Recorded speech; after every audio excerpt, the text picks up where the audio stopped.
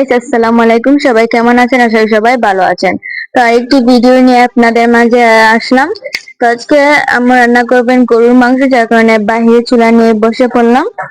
তো দেখেন, এদিকে আছে গরুর মাংস, তারপর রসুন বাটা, তেজপাতা, দারচিনি, এলাচ, লং এগুলা, তারপরে আদা বাটা, পেঁয়াজ কুচি।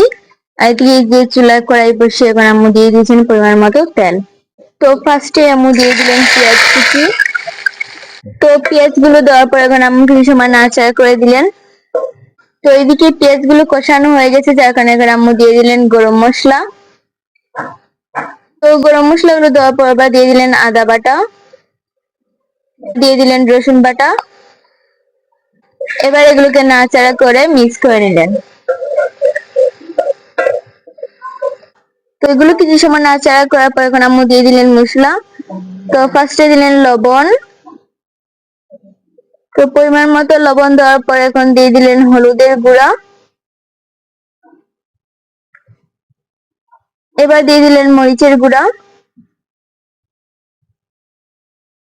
ধনিয়ার গুঁড়া।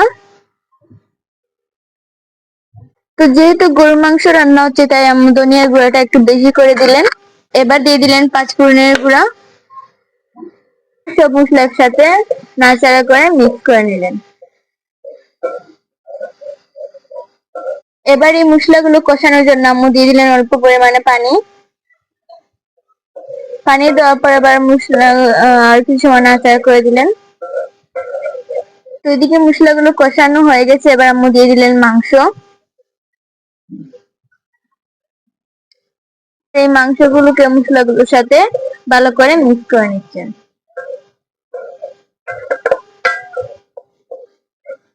তো দেখতেই পাচ্ছেন আম্মু মাংসগুলোকে মশলাগুলোর সাথে ভালো করে মিক্স করে নিচ্ছেন।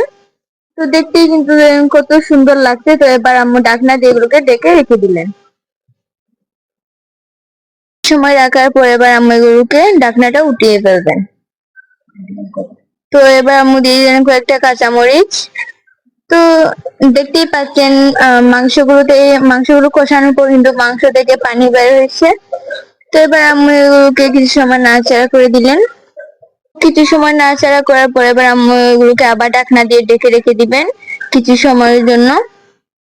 তো এবার আম্মু ঢাকনাটা উঠিয়ে নিলেন। দেখেন কত সুন্দর লাগছে দেখতে, আমার তো এখনই খেতে ইচ্ছা করছে। তো এবার এখানে আম্মু দিয়ে দিবেন ঝোল। তো ঝোল দেওয়ার জন্য আমার পরিমাণ মতো পানি দিয়ে দিলেন। তো পানিটা দেওয়ার পর আর কিছু সময় নাড়াচাড়া করে দিলেন। এবার এখানে আম্মু দিয়ে দিলেন অল্প পরিমাণে জিরার গুঁড়ো।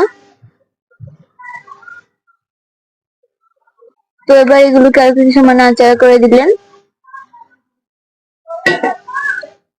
এবার ডেকে রেখে দিলেন। তো এদিকে আমাদের মাংস রান্না হয়ে গেছে, যার কারণে আম্মু চুলাতে এটা নামিয়ে নিয়েছেন। তো দেখেন কত সুন্দর লাগছে দেখতে। তো এবার আম্মু এই মাংসগুলোকে এই কড়াইতে পাচার করে নেবেন। তো এদিকে আমাদের মাংস রান্না শেষ। তো আজকের ভিডিওটা এই পর্যন্তই ছিল। সবাই ভালো থাকবেন, সুস্থ থাকবেন।